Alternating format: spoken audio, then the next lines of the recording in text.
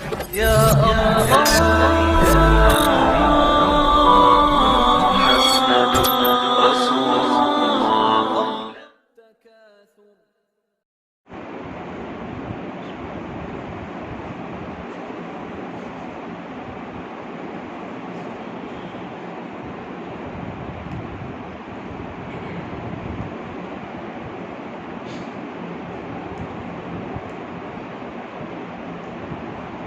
بسم الله الرحمن الرحيم.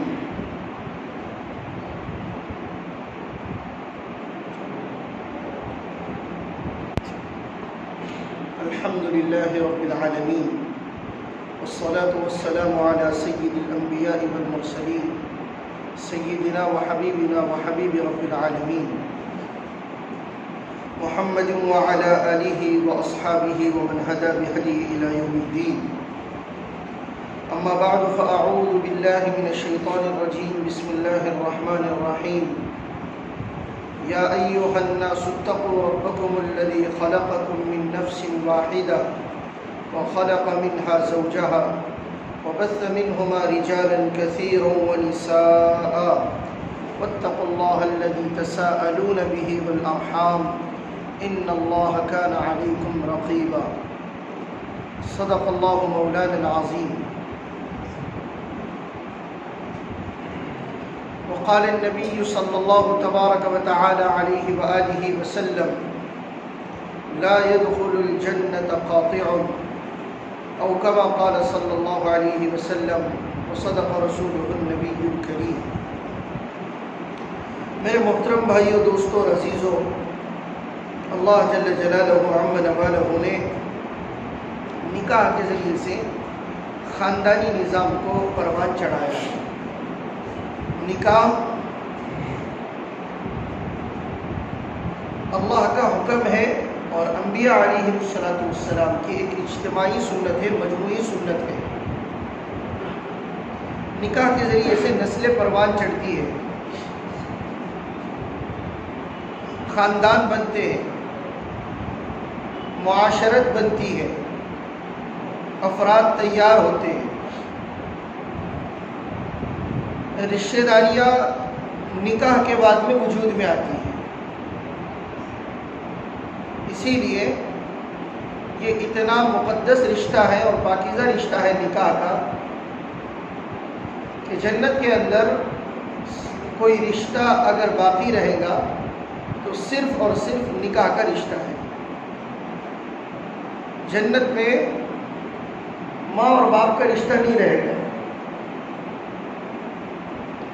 جنت میں دادا دادی کا رشتہ نہیں رہے گا،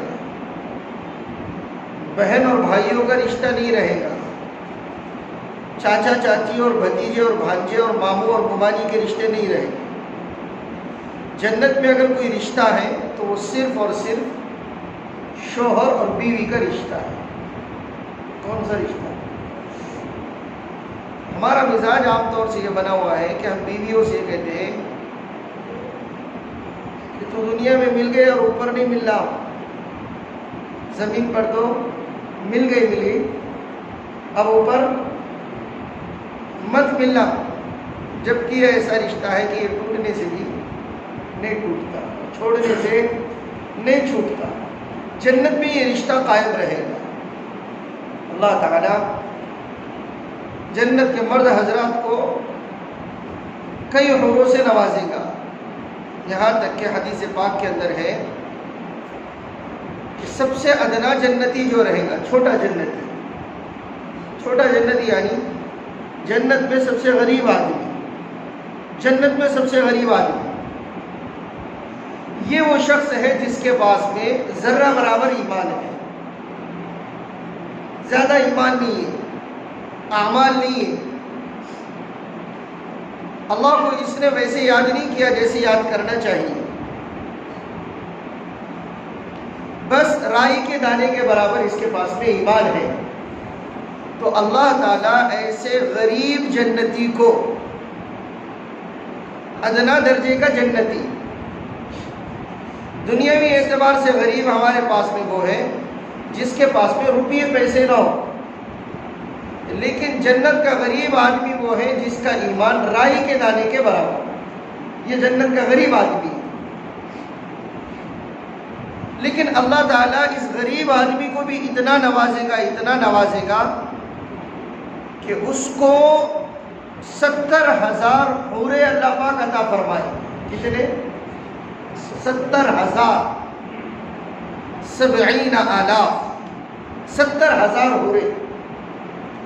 لیکن یہ جنتی جنت میں بھی اپنے اس رشتے کو چھوڑ نہیں پائے گا جو دنیا کے اندر اللہ پاک نے اس کا رشتہ قائم فرمایا ہے۔ کون سا رشتہ ہے؟ وہ ہے بیوی کا رشتہ، نکاح والا رشتہ۔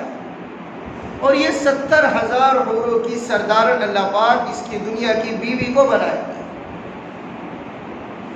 اس لیے ہماری اپنی زبانوں پر جو غلط جملہ نکلا ہے اور چلا ہے، یہ غلط ہے کہ دنیا میں مل گئے اوپر نہیں ملنا، ایسا نہیں ہے۔ اس لیے کہ نکاح کا جو رشتہ ہے وہ اللہ کی طرف سے ہے۔ بظاہر اسبابی اعتبار سے اور سبب کے درجے میں ہم تلاش کرتے ہیں، ہم پسند کرتے ہیں، لیکن یہ سارے فیصلے رشتوں کے اعتبار سے خصوصاً اللہ کی طرف سے طے ہو چکے ہیں۔ کیوں طے ہو چکے ہیں؟ میں قرآن کریم کی آیت سے اس کو استدلال کر رہا ہوں۔ قرآن کریم کہتا ہے یا ایھا الناس اتقوا ربکم الذی خلقکم من نفس واحدہ، اے لوگو اپنے اس رب سے ڈرو جس نے تمہیں ایک جان سے پیدا کیا۔ ایک جان کیا ہے؟ حضرت آدم اور حضرت حوا علیہ السلام۔ اور دوسری آیت کے اندر اللہ پاک ارشاد فرماتے ہیں وَمِنْ آیَاتِهِ أَنْ خَلَقَ لَكُم مِّنْ أَنفُسِكُمْ أَزْوَاجًا، اللہ کی نشانیوں میں سے ہے، اللہ کی قدرت میں سے ہے اور اللہ کی طاقت میں سے یہ بات ہے کہ اس نے تمہاری ہی جانوں سے تمہارے جوڑے بنائے۔ مطلب بیوی یہ شوہر کے جان کا ایک حصہ ہے، اور بیوی اللہ پاک نے پہلے ہی مقدر کی ہوئی ہے۔ اس کا اعلان اللہ پاک نے آسمانوں میں پہلے ہی کیا ہوا ہے۔ اسی لیے اللہ کے نبی صلی اللہ علیہ وسلم نے ارشاد فرمایا کئی حدیثوں کے اندر کہ میں نے اپنی کوئی شادی، میں نے اپنا کوئی نکاح یا پھر اپنی اولاد میں سے کسی کا نکاح اس وقت تک نہیں کیا جب تک مجھے بطور وحی کے بتایا نہیں گیا۔ نہ میں نے اپنا خود نکاح کیا، نہ اپنی اولاد کا نکاح کیا جب تک مجھے وحی کے ذریعے سے بتلایا نہیں گیا۔ یہ اللہ کی طرف سے ہے۔ ہماری زبانوں میں ہمارے اپنے بزرگ لوگ کہتے بھی ہیں سب بولنے کے بات ہے، مقدر پہلے سے طے ہے۔ تو میاں بیوی کا جو رشتہ ہے وہ دنیا میں تو برقرار ہے لیکن آخرت میں بھی برقرار رہے گا۔ وہاں ماں باپ کا رشتہ نہیں ہے، عظمت والا رشتہ نہیں ہے، وہاں خدمت والا رشتہ نہیں۔ وہ رشتے جنت میں جانے کے بعد میں ختم ہو جائے، ماں باپ نہیں، اولاد نہیں، وہاں پر دادا دادی نہیں، نانا نانی نہیں۔ کیوں؟ تو بھائی سب جوان ایک ہی عمر کے، سب کون سی عمر کے ہیں؟ ایک ہی عمر کے۔ وہاں عظمت نہیں، محبت نہیں، وہاں عقیدت نہیں۔ یہ رشتوں میں عقیدتیں ہیں، وہاں پر جھکنا پڑتا ہے، وہاں پر عظمت کرنی پڑتی ہے، وہاں پر ادب اور احترام کرنا پڑتا ہے ماں باپ کے سامنے۔ وہاں پر کون سا رشتہ ہے؟ میاں بیوی والا رشتہ۔ متکئین علی سرر مصفوفہ وزوجناہم بحور عین۔ قرآن کریم کہتے ہیں میاں بیوی آپس میں ٹیک لگا کر بیٹھے ہوئے ہوں مسیریوں پر۔ میاں بیوی والا رشتہ، خوشگوار رشتہ۔ اللہ پاک نے حضرت آدم علیہ السلام کی تخلیق فرمائی تو آدم علیہ السلام بور رہتے تھے۔ کیسے رہتے تھے؟ بور کیفیت ہوتی ہے انسان کی، جس کی نہیں ہوتی ہے وہ انسانی نہیں ہے، پھر وہ بھی تیسری کوئی مخلوق ہے اللہ پاک کی۔ ان کی پیدائش ہوئی، ان کے اندر روح ڈالی گئی، جان ڈالی گئی، تو طبیعت کے اندر قرار نہیں تھا۔ اللہ پاک نے طبیعت کو مطمئن کرنے کے لیے، اس بوریت کو ختم کرنے کے لیے حضرت آدم علیہ السلام کی بائیں پسلی کے ذریعے سے حضرت حوا علیہ السلام کی تخلیق فرمائی. اس کو کہتے ہیں تمہاری جانوں سے تمہارے جوڑوں کو پیدا کیا، تمہاری جانوں سے تمہارے جوڑوں کو بنایا. تو وہ بوریت ختم ہوئی، پھر آپس میں باتیں، آپس میں ملاقاتیں، پھر خوشگوار زندگی گزرنے لگی. تو میں عرض کر رہا تھا نکاح ایک ایسا مقدس رشتہ ہے، اللہ پاک نے اس کو زمین پر بھی قائم رکھا اور آخرت میں بھی قائم رکھنے والا. اور اس کے ذریعے سے پھر نسل انسانی پروان چڑھتی ہے، خاندان بنتے ہیں. نکاح کے بغیر خاندان نہیں، کوئی خاندان نہیں. نکاح کے بغیر خاندان کا تصور ہی نہیں. نکاح ہے تو خاندان ہے. کتنے لوگ اس وقت میں جو کلچر چڑھ رہا ہے، جو دور چڑھ رہا ہے، وہ فرینڈ شپ کا ہے، وہ بوائے فرینڈ گرل فرینڈ کا ہے، وہ ریلیشن شپ کا ہے. یہ اس کو نام دیے گئے کہ لوگ نکاح نہیں کرتے، لوگ صرف ساتھ میں ٹائم اسپینڈ کر رہے ہیں، ٹائم گزار رہے ہیں. اور اس کو نام دیا گیا کہ یہ ابھی ریلیشن شپ میں ہے، یہ ابھی کس میں ہے؟ ریلیشن شپ میں. کیوں بھائی؟ تاکہ وہ دونوں ساتھ میں رہیں گے اور ایک دوسرے کو اچھے طریقے سے سمجھیں گے. سمجھنے کے بعد میں نتیجہ یہ نکلتا کہ وہ دونوں الگ الگ ہو جائیں. ہمارے پاس میں جو نظام چلا ہوا ہے اللہ کے فضل و کرم سے کہ لڑکے کے والدین جاتے ہیں، لڑکی کی بہنیں جاتی ہیں، لڑکے کے بڑے خاندان والے جاتے ہیں، اور پھر رشتہ طے ہوتا ہے تو اس رشتے کے اندر ایک پاکیزگی آتی ہے، طہارت آتی ہے، نظافت آتی ہے، صفائی ستھرائی آتی ہے. اس لیے اسلام کا اور شریعت کا مزاج یہ ہے کہ لو میرج نہیں، لو آفٹر میرج. شادی سے پہلے محبت نہیں، شادی کے بعد محبت، لو آفٹر میرج. لیکن ہمارے پاس کا جو چلتا آ رہا ہے وہ ابھی تو اللہ کا شکر ہے ابھی ہمارے اپنے گھروں میں نہیں آیا، علاقوں میں آ گیا، ہمارے خاندان میں نہیں آیا. ابھی تو خال کہیں کہیں نظر آتا ہے، لیکن اللہ کا شکر ہے ابھی اتنی تیزی سے نہیں آیا جتنا تیزی سے وہ بڑی بڑی سٹیوں کے اندر آ گیا. وہ ہمارا اپنا شیطانی جو صندوق ہے بالی ووڈ بنا ہوا بامبے کا، وہاں پر یہ کلچر عام ہو گیا.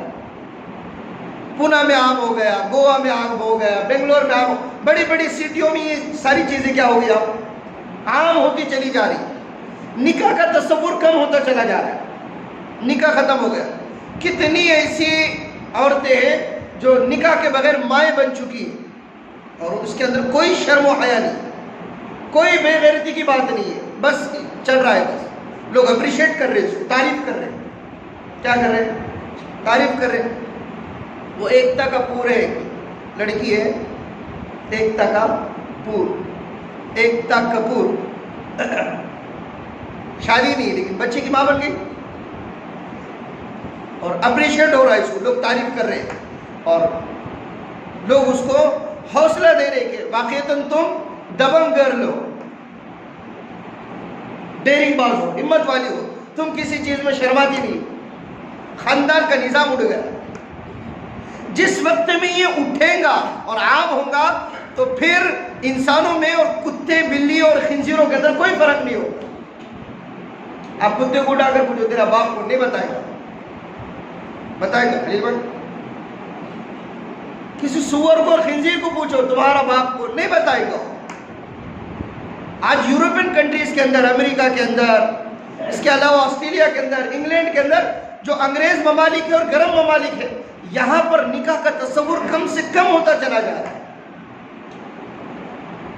وہاں پر بچوں کے باپ نہیں ہیں. ہمارے اپنے ایک بہت اچھے دوست ہیں واشنگٹن کے اندر، وہ مجھ سے کہہ رہے تھے مفتی صاحب یہاں پر 8ویں میں 7ویں میں بچیاں پریگننٹ ہو جاتی، نکاح کا تصور نہیں، کم ہوتا چلا جا رہا ہے. تو وہاں پر پھر بچے گرانا، عمل ثابت کرنا بہت بڑا جرم ہے. ابارشن جس کو کہتے ہیں. کیا کرتی گورنمنٹ ایسے بچوں کو جو ولد الزنا ہے، جن کے باپ کا کوئی اتا پتہ نہیں؟ کیا کرتی ہے؟ ایسے بچوں کو اٹھا کر وہ فوج میں بھرتی کرتی. فوج میں وہ بچے چلے گیا، پھر وہ بچے دل کے اعتبار سے بڑے سخت کلیجے کے ہوتے ہیں، بڑے ظالم رویے کے ہوتے ہیں، ان کے دل کے اندر کوئی رحم و کرم نہیں. فوج میں استعمال ہو رہا ہے ان کا. کیوں بھائی؟ نکاح ختم ہو گیا، خاندانی نظام ہی اڑ گیا. لیکن نکاح جہاں ہوتا ہے، شریعت کا جو مزاج ہے، اللہ کے نبی نے جو ارشاد فرمایا اعلنوا النکاح، نکاح کا اعلان کرو خاندان کہ فلاں صاحب کی بچی اور فلاں صاحب کا لڑکا ہے، ان کا آپس میں رشتہ طے ہو گیا اور یہ نکاح کر رہے ہیں، نکاح ہو گیا ان کا. اللہ کے نبی نے ارشاد فرمایا نکاح کا اعلان کرو. اللہ کے نبی نے ارشاد فرمایا نکاح ہو جائے ولیمہ کرو ولو بشاۃ، اگرچہ بکری کا بچہ ہی کیوں نہ ہو. اولم ولو بشاۃ.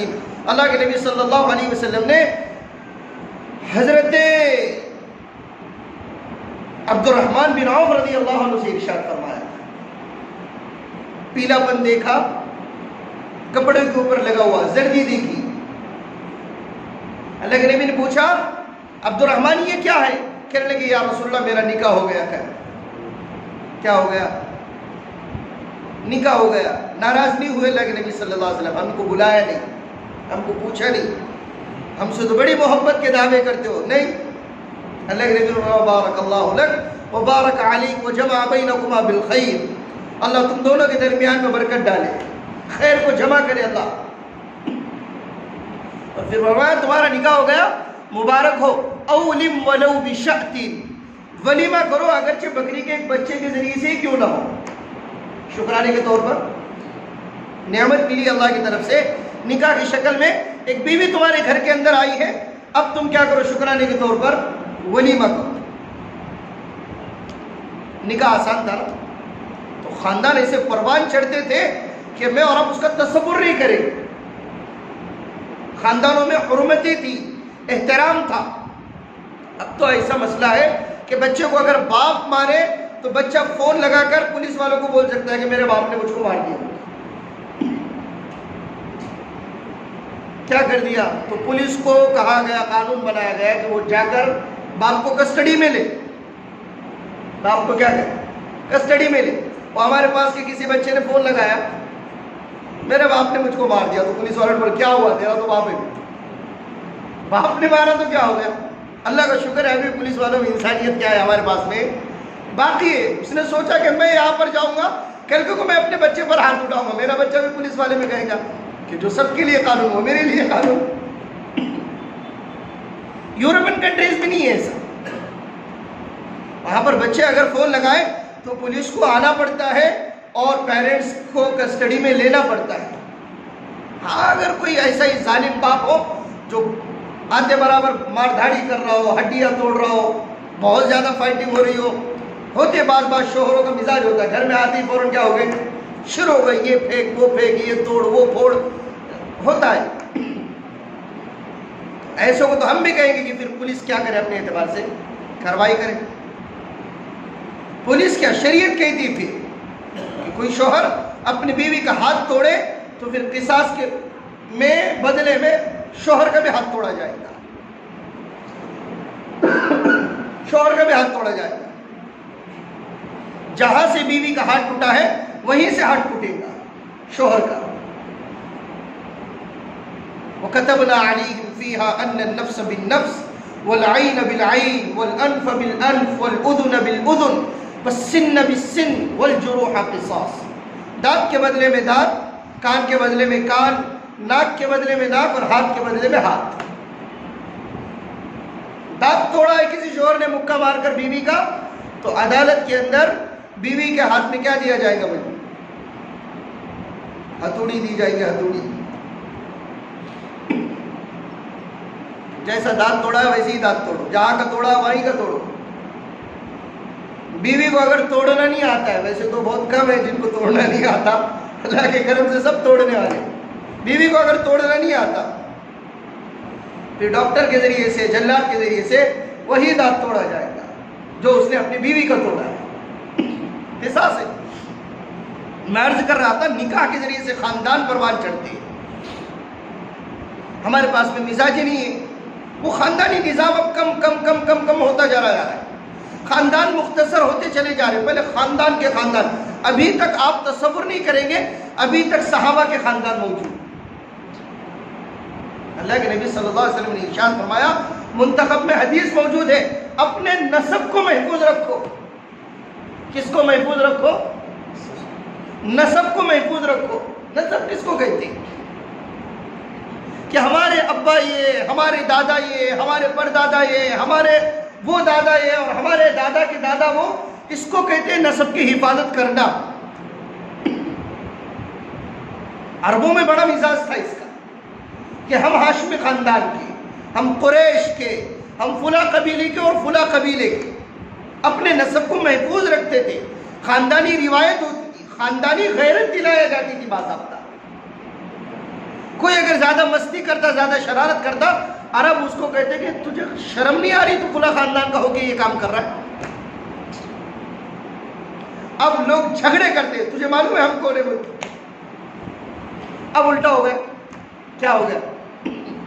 الٹا ہو گیا. تجھے پتہ نہیں میں جاگیردار ہوں. کیا ہو گیا؟ الٹا ہو گیا. تجھے پتہ نہیں میں فلاں ہوں. پہلے لوگ نیکی کے کام کے کرنے کے لیے خاندانی غیرت دلایا کرتے تھے، برائی سے روکنے کے لیے خاندانی غیرت دلایا کرتے تھے. کوئی کسی کے اوپر، کسی عورت کے اوپر ہاتھ اٹھا رہا ہے، فوراً لوگ کہتے تھے تو عورت کے اوپر ہاتھ اٹھا رہا ہے، قریش ہو کر، ہاشمی ہو کر، بنو عبد المطلب کا ہو کر، بنو قریظہ کا ہو کر. یہ لوگ غیرت دلایا کرتے تھے. خاندان تھا پہلے، اب خاندان سمیٹ رہے، مختصر خاندان ہو رہے. اب ہماری اپنی رشتہ داریاں مختصر ہو رہی، رشتہ داریوں میں دراڑ ہے. اس لیے اللہ کے نبی صلی اللہ علیہ وسلم نے ارشاد فرمایا 1400 سال پہلے، اپنے نسب کی حفاظت کرو. نسب کی بچوں کو سکھاؤ بٹھا کر کہ خاندان کیسے بنتے ہیں، خاندان میں تعلقات کو کیسے استوار کیا جاتا ہے. بچوں کو بتانا یہ ماں باپ کی اولین ذمہ داری ہے. اولین ذمہ داری. ایک صاحب آئے، ریٹائر آفیسر تھے، کہنے لگے میں نے اپنی بچی کو بہت اچھے اسکول میں داخلہ کروایا. اچھا اسکول مطلب زیادہ فیس والا، زیادہ فیس. 90 کلاس میں تھی. وہ گھر کے اوپر آئی تو میں نے اس سے کہا بیٹا ذرا پانی دینا. تو اس نے انگریزی میں کہا پپا جو کام خود کر سکتے ہیں اسے دوسروں سے نہیں کروانا چاہیے. کیا کہا اس نے؟ میں نے اس سے کیا کہا؟ پانی دو. تو اس نے مجھے جواب کیا دیا کہ پاپا جو کام ہم خود کر سکتے ہیں وہ کام دوسروں سے نہیں کروانا چاہیے. وہ کہہ رہا میری کھوپڑی پھر گئی. وہ ریٹائر آفیسر تھے. کہنے لگے ہم بچپن میں ہمارے اپنے والدین ہم سے پانی کا کہتے تو ہم بھائیوں میں بہنوں میں جھگڑے ہوتے کہ میں پانی دوں گا لے جا کر. ہم گھنٹوں گھنٹوں، آدھا گھنٹہ، ایک گھنٹہ ہمارے اپنے والدین کے پیر دباتے، ان کے سر میں تیل ڈالتے. اور یہ تو ابھی 9ویں میں ہے، 9th اسٹینڈرڈ ہے اس کا. اور یہ مجھ کو کیا کہہ رہی ہے کہ جو کام ہم خود کر سکتے ہیں وہ دوسروں سے نہیں کروانا چاہتے. میں نے پہلی فرصت میں اس کا داخلہ وہاں سے نکال دیا. کہہ دو. پھر بعد میں انہوں نے کہا داخلہ کرایا، ان کے دماغ کا ہیڈ گیا. ریٹائر آفیسر تھے. تو یہ ہمارے اسکولوں میں نہیں سکھایا جائیں گا یہ نظام، نہ ان کی ذمہ داری ہے. وہ یہ نظام سکھانا یہ ماں باپ کی ذمہ داری ہے. ماں باپ کی ذمہ داری ہے. بچوں کو سکھانا پڑے گا. اللہ نے قرآن پاک کے اندر ارشاد فرمایا واللہ خلقکم فی بطون امہاتکم لا تعلمون شیئا. اللہ نے تمہیں تمہاری ماؤں کے پیٹ سے پیدا کیا، ایسے پیدا کیا کہ تم کچھ بھی نہیں جانتے ہو. فی بطون امہاتکم، اللہ نے تمہیں بے علم پیدا کیا. سیکھنا پڑتا ہے یہاں پر آنے کے بعد میں. ہم مچھلی کے بچے نہیں ہیں کہ ہم خود بخود تیرنا سیکھ جائیں گے. ہمیں سکھانا پڑے گا اپنے بچوں کو کہ باپ کا ایسے مرتبہ ہوتا ہے، ماں کے ساتھ میں ایسا سلوک کیا جاتا ہے، چچا کا مرتبہ ایسا ہوتا ہے اور چچا کے ساتھ میں ایسا سلوک کیا جاتا ہے، خالہ کے ساتھ میں ایسا برتاؤ کیا جاتا ہے، پھوپھی کے ساتھ میں ایسا برتاؤ کیا جاتا ہے، بڑے بھائیوں کے ساتھ میں ایسا اور چھوٹے بھائیوں کے ساتھ میں ایسا. یہ سکھانا پڑے گا. یہ سبق ہے. یہ بچوں کو پڑھانا پڑے گا، بچوں کو پلانا پڑے گا. ہمارا تو مزاج یہ ہے کہ ہم تو بس بچوں کو ان کے حال کے اوپر ہم نے چھوڑ دیے، بچوں کو ان کے حال پر چھوڑ دیے، ہم نہیں سکھاتے، ہمیں بتانا پڑے گا، بچوں کو یہ ساری چیزیں بتلانی پڑے گی۔ یہاں تک کہ اللہ کے نبی صلی اللہ علیہ وسلم کے ساتھ میں ایک بچہ بیٹھا ہوا تھا کھانا کھانے کے لیے، دیکھو نا کتنے ہمارے لیے عبرت کے واقعات ہیں۔ ایک بچہ بیٹھا ہوا، اللہ کے نبی صلی اللہ علیہ وسلم کھانا کھا رہے، تو وہ بچہ کبھی ادھر سے لے رہا ہے، کبھی ادھر سے لے رہا ہے، کبھی پلیٹ میں سے بچے کرتے، بچوں کو کیا معلوم کہ سلیقہ کس کو کہتے ہیں، قرینہ کس کو کہتے ہیں، بچے تو بچے ہوتے، وہ ادھر ادھر سے کھا رہا ہے۔ اللہ کے نبی صلی اللہ علیہ وسلم نے اس کا ہاتھ پکڑا اور فرمایا کل بسم اللہ، اللہ کے نام سے شروع کرو، بسم اللہ پڑھ کے کھاؤ، وکل بیمینک، اپنے سیدھے ہاتھ سے کھاؤ، اور پھر اللہ کے نبی صلی اللہ علیہ وسلم نے ارشاد فرمایا اپنے سامنے سے کھاؤ۔ کیسا کھاؤ؟ اپنے سامنے سے کھاؤ، یہ سکھایا اللہ کے نبی صلی اللہ علیہ وسلم نے باضابطہ۔ ایک صاحب کھانا کھا رہے تھے، اللہ کے نبی صلی اللہ علیہ وسلم کے ساتھ میں پلیٹ گھما رہے تھے، ہوتا ہے بچوں کو مزاج آپ طور سے، پوری پلیٹ گھماتے ہو، گر گر گر گر گر، اپنا پلیٹ گھومتی رہتی اور اپنا منہ بھی چالو رہتا۔ اللہ کے نبی صلی اللہ علیہ وسلم نے ان کو رکا، کہا کہ کل بسم اللہ، بسم اللہ پڑھ کر کھاؤ، سیدھے ہاتھ سے کھاؤ اور پلیٹ مت گھماؤ، اپنے سامنے سے کھاؤ۔ آداب سکھلایا اللہ کے نبی صلی اللہ علیہ وسلم نے۔ یہ مجھ کو آپ کو سکھلانا پڑے گا، یہ آپ کے چچا ہے اور چچا کس کو کہتے ہیں یہ بتانا پڑے گا۔ آج کل اتنا دور، اتنا بیزی شیڈول ہو گیا میرا آپ کا، ہم بچوں کو وقت نہیں دیتے۔ ہمارے اپنے گھروں کے اندر خاندانی نظام کو مجھ کو آپ کو مضبوط بنانا پڑے گا۔ ہمارے اپنے گھروں کے نانا نانی، دادا دادی، تایا تئی، چچا ہے، چچی ہے، خالہ ہے، خالو ہے، ان کے مجھ کو آپ کو اپنے بچوں سے تعلقات استوار کرنا پڑیں گے، تعلقات استوار کرنا پڑیں گے۔ مجھ کو آپ کو ان کو ایک اچھا پراپر انسان بنانا پڑے گا اپنی اولاد کو، تو یہ خاندانی روایات کو آگے لے کر چلیں گے، خاندانی نظام کو آگے لے کر چلیں گے۔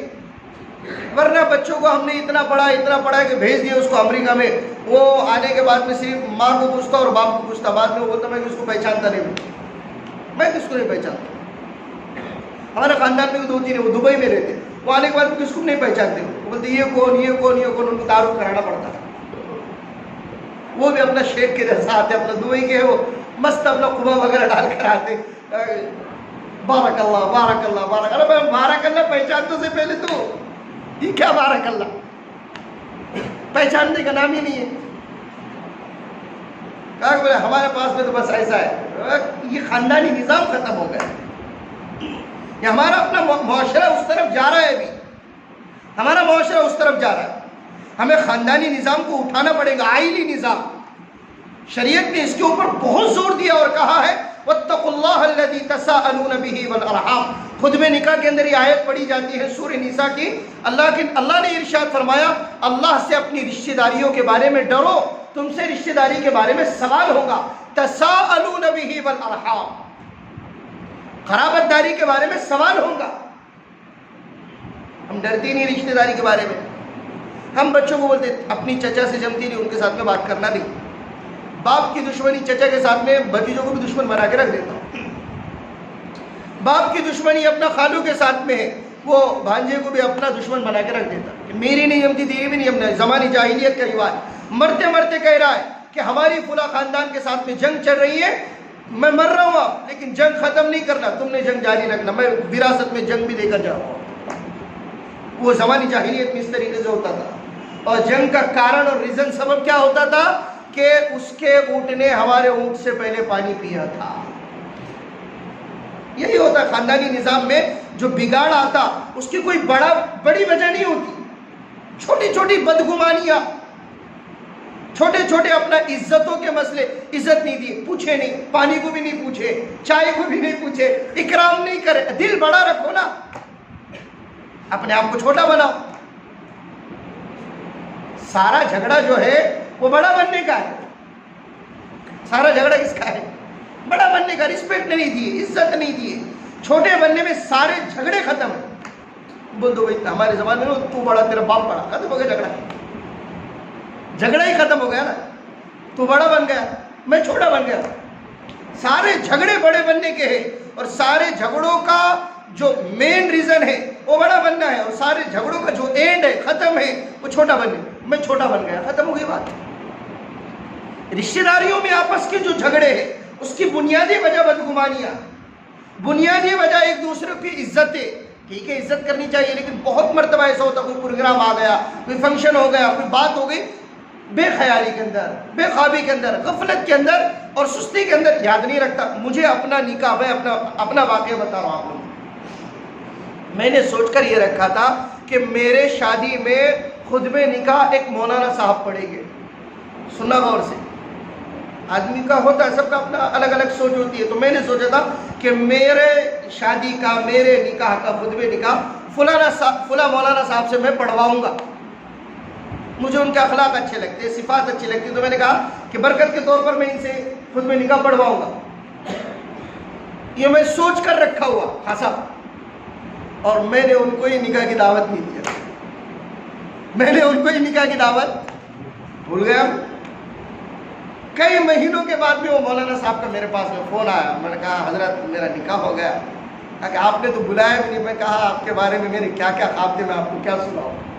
آپ سے خود میں نکاح پڑھوانا چاہتا تھا، لیکن آپ کو ہی نکاح کی دعوت دینا میں بھول گیا۔ ہوتا ہے، انسانی فطرت ہے بھائی۔ اب اس کا مطلب یہ نہیں کہ آپ ناک بھوے چڑھاؤ ہوئے، آپ بھول کیسے سکتے ہیں؟ یہ اتنی بڑی غلطی اس دھرتی کے اوپر کیسا کر سکتے ہیں آپ کو تو اس دھرتی کے اوپر رہنے کا ادھیکار پراپت ہی نہیں ہے۔ آپ نہیں، ڈزنٹ میٹر، ختم کر دو نا۔ خاندان میں جو بگاڑ آ رہا ہے اس کی وجہ یہی ہو رہی کہ ایک دوسرے کو عزت نہیں مل پا رہی ہے، ایک دوسرے کے تعلق سے بدگمانی ہو رہی ہے، پھر وہ خاندان تباہ ہو رہے ہیں، برباد ہو رہے ہیں۔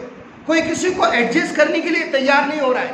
تھوڑا سا خاموش ہو جاؤ، تھوڑا سا ٹھنڈے ہو جاؤ، تھوڑا سا صبر کر لو، تھوڑے سے چھوٹے بن جاؤ، تھوڑا اپنا دل بڑا کرو، اپنے اخلاق پیش کرو، کسی کی عزت کرو، کسی کو بڑے بول دو، کسی کی رسپیکٹ کر لو، خاندانی نظام مضبوط ہو جائے گا، آپس میں سنوریں گے۔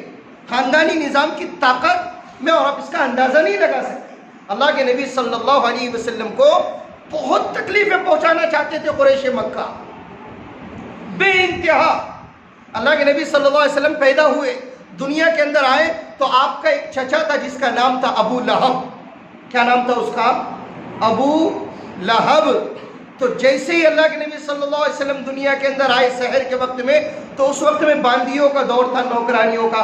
تو ایک نوکرانی دوڑتی ہوئی آئی چچا کے پاس میں، کہنے لگی ابو بکر تمہارے گھر میں لڑکے کی پیدائش ہوئی ہے۔ کس کی پیدائش ہوئی؟ لڑکا پیدا ہوا۔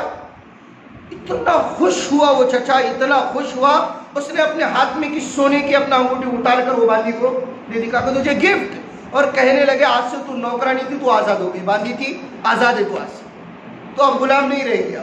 خوشی میں اتنا اچھا سلوک کیا۔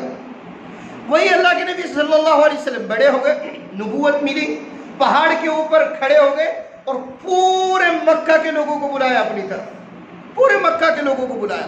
40 سال کی زندگی کا گیپ گزرا بیچ میں، لیکن پورے 40 سال زندگی میں کبھی چھوٹ نہیں، کبھی امانت کے اندر دھوکہ نہیں، کبھی وعدہ خلافی نہیں، کبھی کسی کے ساتھ میں غلط تعلق نہیں، کبھی کسی کو دھوکہ نہیں، کچھ نہیں۔ ایسی پاک صاف شفاف زندگی میں اور آپ اندازہ نہیں لگا سکتے۔ اللہ کے نبی صلی اللہ علیہ وسلم نے جب اپنے آپ کو نبی ہونے کا دعویٰ کیا اور اپنی نبوت کا اعلان کیا، لوگوں نے دلیل مانگی، کیا دلیل ہے؟ تو کیا دلیل دینا چاہیے تھی؟ بتاؤ نا، کیا دلیل دی؟ کہ میرے پاس میں جبرائیل آتا ہے، بڑی دلیل ہے نا، فرشتہ آتا ہے میرے پاس میں کہوں تو چاند کے 2 ٹکڑے کر سکتا ہوں، کر دیے، یہ بھی دلیل دے سکتے تھے، 2 ٹکڑے ہو گئے۔ میں کہوں تو اللہ سے اللہ بارش برسا سکتا ہے، یہ بھی دلیل ہو سکتا، لیکن دلیل کیا دی بتایا آپ کو؟ کہ میں اللہ کا نبی ہوں اور میں سچا ہوں۔ اس بات کی دلیل یہ ہے لَقَدْ لَبِثْتُ فِيكُمْ عُمُرًا مِّن قَبْلِ، کیا تمہارے سامنے میری 40 سالہ زندگی نہیں ہے؟ اس کے اندر ایک کھوٹ نکال کر بتاؤ، اس کے اندر ایک غلطی نکال کر بتاؤ۔ جب میں 40 سالہ زندگی میں کوئی غلطی نہیں کر سکتا ہوں تو میں اتنا بڑا دعویٰ کیسے غلط کر سکتا ہوں؟ پہاڑ کے اوپر کھڑے ہوئے، پورے لوگوں کو بلایا، سب لوگ جمع ہوئے اور پھر پوچھا حضور اکرم صلی اللہ علیہ وسلم نے، اے فلاں قبیلے والوں، اے فلاں قبیلے والوں، اگر میں تم سے یہ کہوں کہ پہاڑ کے پیچھے دشمن ہے اور وہ تم پر ابھی حملہ کرنے والا ہے، تم میری بات کو سچ مانو گے کہ جھوٹ مانو گے؟ سب نے ایک زبان میں کہا کہ یا محمد، ہم آپ کی بات کو جھٹلا نہیں سکتے، اس لیے کہ کبھی ہم نے آپ کو جھوٹ بولتے ہوئے نہیں سنا۔ آپ سچے ہیں، صادق ہیں، امین ہیں، امانت دار ہیں، آپ جھوٹ نہیں بول سکتے۔ پھر اللہ کے نبی نے ارشاد فرمایا، تم مجھ پر اتنا بھروسہ کرتے ہو تو میں تمہیں کہہ رہا ہوں کہ اب ایک اللہ کا کلمہ پڑھو، قولوا لا الہ الا اللہ تفلحوا، ایک اللہ کا کلمہ پڑھو، تم کامیاب ہو جاؤ گے۔ تو وہ جو چچا تھا نا، جس نے باندی کو آزاد کیا، جس نے باندی کو گفٹ کیا سونا، وہ چچا پورے مجمع میں سب سے پہلے آواز اٹھا کر کہنے لگا، تبن لک الہذا جمعتنا یا محمد، محمد تو ہلاک ہو، تو برباد ہو، اس واسطے ہم کو جمع کیا یہاں پر، اس واسطے ہم کو جمع کیا۔ وہ چچا پہلے کیا ہو گیا؟ دشمن ہو گیا۔ قرآن کریم نے سورت نازل فرمائی، تبت یدا ابی لہب وتب، ابو لہب، محمد برباد نہیں ہوں گے، تو برباد ہوگا، تیرے ہاتھ ٹوٹیں گے۔ ہوا ایسے ہی کہ ہاتھ بھی ٹوٹے اور برباد بھی ہوا۔ مجھے مختصر یہ کہنا ہے کہ پورا قریش،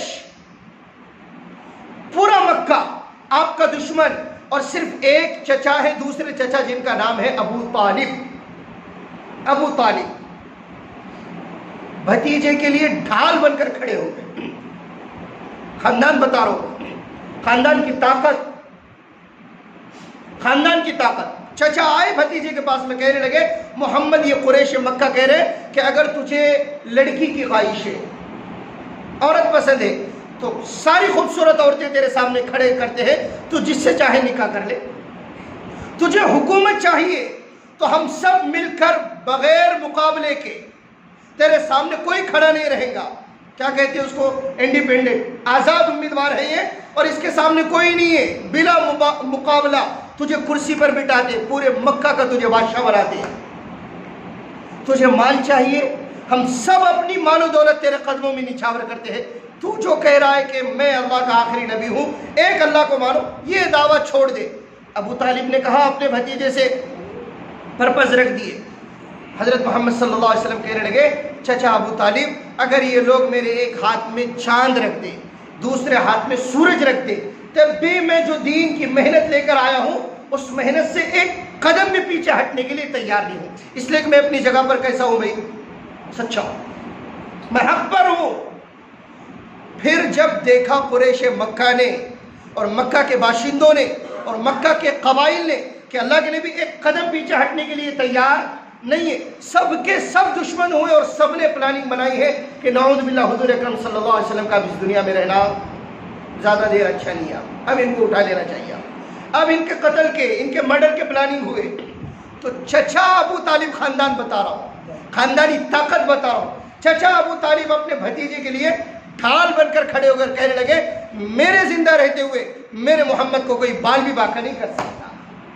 ہم خاندانی طاقت کو ہی نہیں سمجھ رہے، ہم خاندانوں میں لڑ رہے بیٹھ رہے اور دوسروں کے ساتھ میں اپنا تعلقات استوار کر رہے، نہیں کام آئیں گے، دم دبا کر بھاگتے ہیں وقت پر یہ سب لوگ۔ آخر میں تو لوگ بولتے ہیں نا، ہمارے اپنے پرانے بزرگ لوگ، بوڑھے لوگ، خاندانی جو معمر لوگ ہیں، وہ کہتے ہیں نا، آخر میں تو خون ہی کام آتا ہے۔ کیا کام آتا ہے؟ اتنا میں پرسوں ایک صاحب کے وہاں دیکھا، بہت بڑی آفت آ گئی، بہت بڑی آفت آ گئی، تو میں ان کے پاس میں گیا، میں نے ان کو تعزیت کی، اور میں نے میرے اپنے جو ذمہ کام تھے پولیس اسٹیشن وغیرہ کے، میں نے ان کو کروا کر دے دی۔ میں نے دیکھا کہ وہ دونوں بھائی آپس میں کئی سالوں سے بات نہیں کر رہے تھے، لیکن وہ بھائی جیسے اسے پتہ چلا کہ بڑے بھائی کے وہاں پر آفت آ گئی، دوڑتے آیا اور اپنے بھائی کے اپنا ہاتھ ملا کر گلے مل لیا۔ خاندانی طاقت کو سمجھو، اللہ نے نکاح کے ذریعے سے خاندان کو اٹھایا، نکاح کے ذریعے سے۔ تو ہم ہمارے اپنے بچوں کے تعلق سے، ہمارے اپنے خاندانوں کے تعلق سے مضبوطی لائے اپنے خاندانوں میں۔ اللہ کو بہت پسند ہے یہ خاندانوں کا اتحاد، خاندانوں کی محبت، خاندانوں میں اتفاق، خاندانوں کی طاقت اللہ کو بے انتہا پسند ہے۔ یہ عصبیت نہیں ہے، ہم ہمارے اپنے خاندان کو جوڑ رہے ہیں، ہم ہمارے اپنے خاندانوں کو مضبوط۔ جب خاندان مضبوط ہوتے ہیں، خاندان کے بزرگوں کی پھر قدر ہوتی ہے، خاندانوں کے بڑوں کو بڑاپن دیا جاتا ہے، خاندانوں کے بڑوں کی باتوں کو تسلیم کیا جاتا ہے۔ اس شولہ پور کا میں واقعہ سنا رہا ہوں، جب باغبان برادری آپس میں ایک ہو گئی، متحد ہو گئی، تو وہاں پر ایک فیصلہ لیا گیا کہ کسی شادی میں اب کھانا نہیں بنے گا۔ تسلیم کیا گیا، قبول کیا گیا، شادی میں کھانا نہیں بنے گا۔ قبول کیوں بھائی؟ خاندان ایک ہو گیا، کھڑا ہو گیا، خاندان کے بڑے ایک ہو گئے، متحد ہو گئے۔ رخے نہیں چھپیں گے، باراتی 20-25 تو دور کی بات، 15-20 بھی نہیں آئیں گے، 2-3 لوگ آئیں گے، گواہ وکیل رہیں گے، ان کی موجودگی میں نکاح خانی ہوں گی اور نکاح ختم ہوگا۔ ولیمہ کرو، آپ کو جیسے کرنا ہے ویسا۔ شادی میں کیا تماشے لگایا؟ خاندانی طاقت کو سمجھو، اپنے بچوں کو سکھاؤ کہ خاندان ایسے بنتا ہے، چچا کی ایسے عزت کی جاتی ہے۔ اللہ ہمارے چچا کی مغفرت فرمائے، ان کو غریق رحمت کرے۔ انہوں نے کہا مفتی صاحب تم اگر ہیں تو میں دواخانے میں گھستا، تم نہیں ہے تو میں اپنے بچوں کے ساتھ میں بھی نہیں آتا۔ آخری ان کے انتقال کا جو پیریڈ تھا ہمارے اپنے موئس چچا کا، انہوں نے کہا مفتی صاحب تم ہیں تو میں سرکاری دواخانے میں ایڈمٹ ہوتا ہوں، تم نہیں ہے تو میں نہیں کرتا۔